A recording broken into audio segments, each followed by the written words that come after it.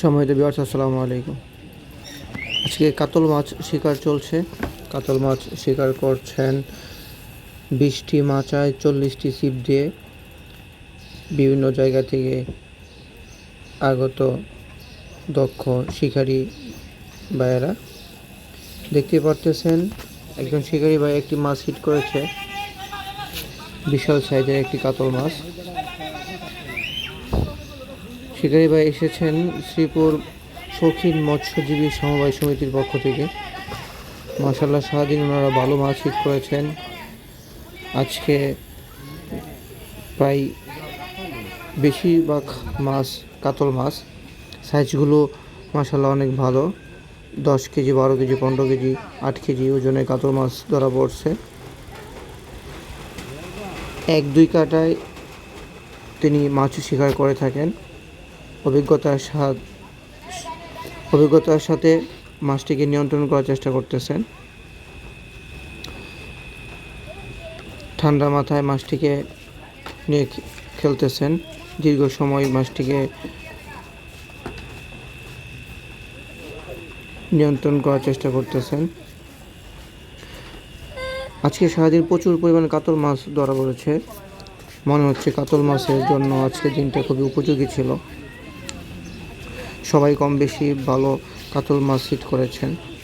চলুন দেখি শেষ পর্যন্ত মাছটিকে নিয়ন্ত্রণ করে নেটবন্দি করতে পারেন কিনা।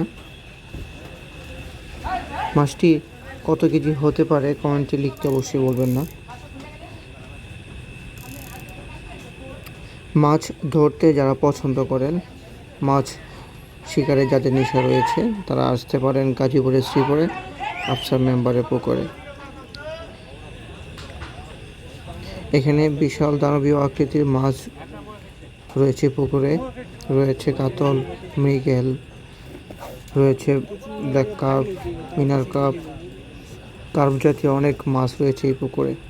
সাইজ মাশাআল্লাহ 15 কেজির উপরে, 7 কেজি, নিচে 5 কেজি, এরকম সাইজের মাছগুলো এখানে রয়েছে। রুই মাছগুলো এখানে মাশাআল্লাহ এক একটা দানবীয় আকৃতির। দেখুন কতটা দক্ষতার সাহায্যে ঠান্ডা মাথায় মাছটিকে নিয়ে খেলতেছেন।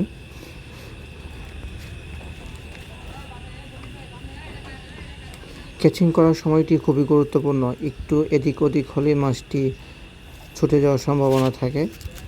দক্ষ লোক ছাড়া ক্যাচিং করা বিপজ্জনক হবে। দেখেন মাছটি হার মানতে নারাজ, তেমনি শিকারিও হার মানতে নারাজ। মুখে টুপ খাইছে। মাছটি প্রায় নিয়ন্ত্রণে চলে এসেছে, ক্লান্ত হয়ে গেছে। এই মোক্ষম সময় নেটবন্দি করা। মাশাআল্লাহ, মাছটি নেটবন্দি হলো। দেখুন কি দানবীয় আকৃতির একটি কাতল মাছ। কত কেজি হবে কমেন্টে লিখতে বলবেন না। ধন্যবাদ।